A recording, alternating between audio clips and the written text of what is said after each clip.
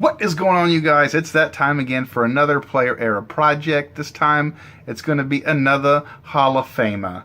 Okay, how about Ron Mix, Mr. Charger, the intellectual assassin? Okay, he got that nickname because he was super freaking smart and he was strong as hell. So that's how he got that nickname. He was drafted in the 1960 draft in the first round by the Baltimore Colts. That's right, the Baltimore Colts. But then he chose to go to the AFL, and that's how he ended up on the Chargers. He was one of the original Chargers at that. He played 11 years in football, 10 of those with the Chargers. In his last year, he played with the Raiders. Something I've alluded to on my channel about those NFL Hall of Famers or legends that'll play their whole career with the team, and then that last year they shit the bed and they go somewhere else. I think it's sad, personally. I just wish they would just have stuck it out or retired. But to each their own. He had 8 Pro Bowls and 9 All-Pros. So he played in the league 11 years, and 9 times he was an All-Pro. That is absolutely freaking phenomenal. That is just insane. And he was elected to the Hall of Fame in 1979. So that is him in a nutshell. Let's turn the camera around and get to these cards.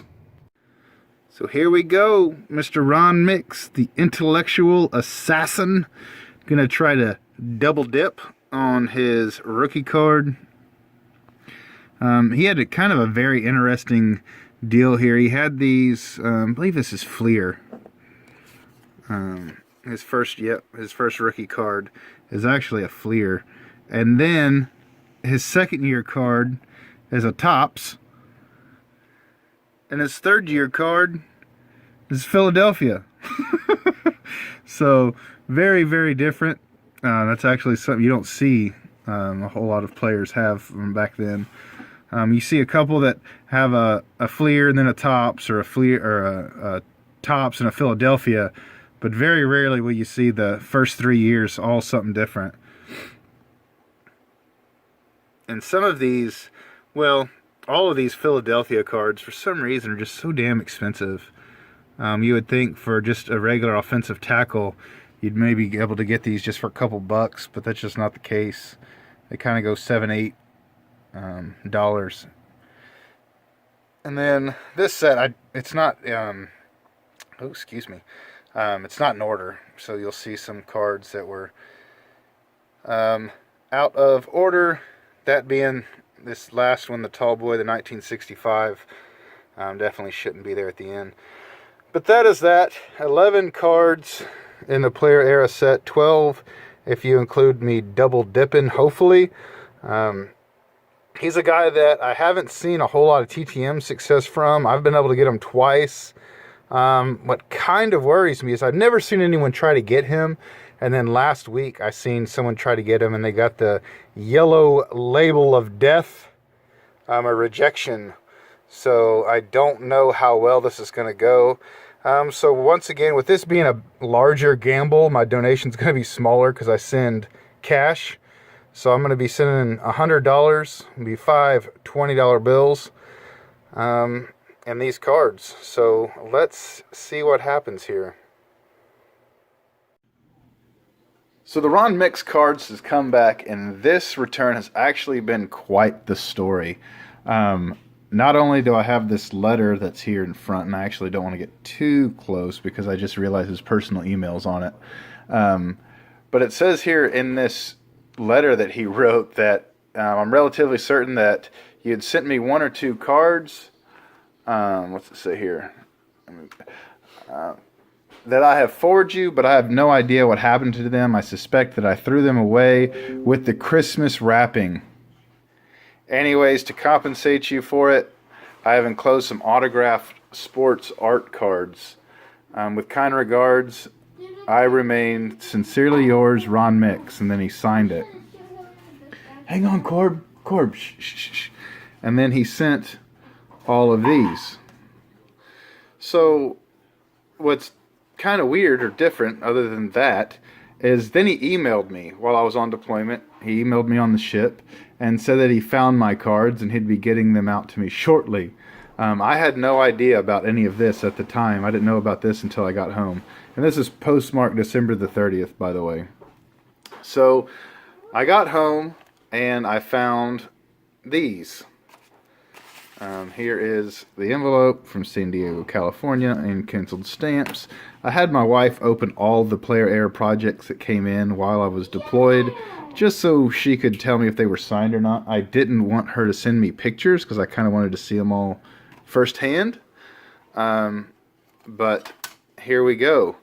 So I sent the 2 awesome rookie cards, except this guy, if you look at it, is super creased to the point where you can actually see a fat crease across there. Kind of disappointing, but once again, when you're dealing with TTMs, you kind of get what you get. And these all turned out really, really nice. Kind of stinks without the Hall of Fame inscription or the blue. I did send a blue Sharpie.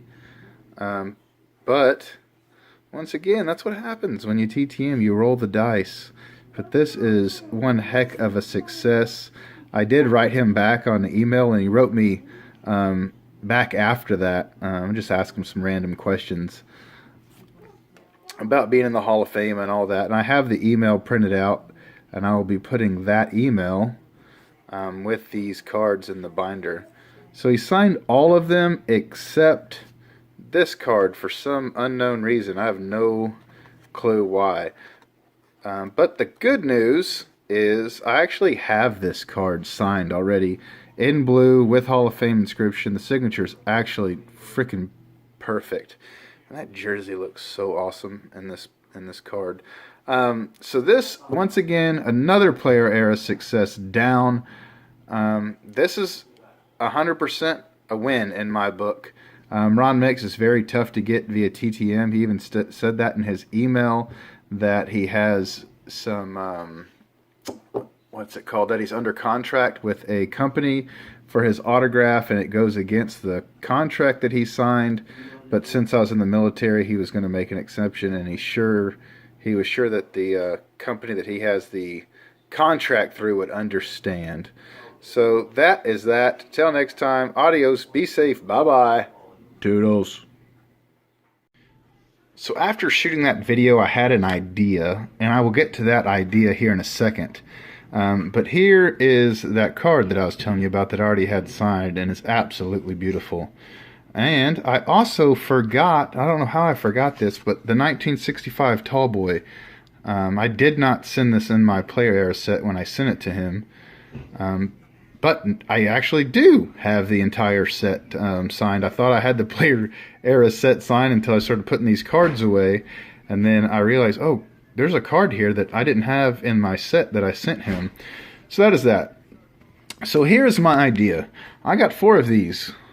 I'm not an autograph snob. I don't need 4 of these. As a matter of fact, I don't need any of these 4 because I have one of these already in my collection. So down below in the comment section, I want you to write just what is your favorite player era project that I've done so far. I don't want you to write anything like put me in the contest or anything like that. Just tell me which one is your favorite one, and you will automatically be entered into winning one of these 4. I'll be giving away all 4 of these in this video, and then I'll figure out a way to try to get a hold of you, which YouTube makes it pretty difficult these days.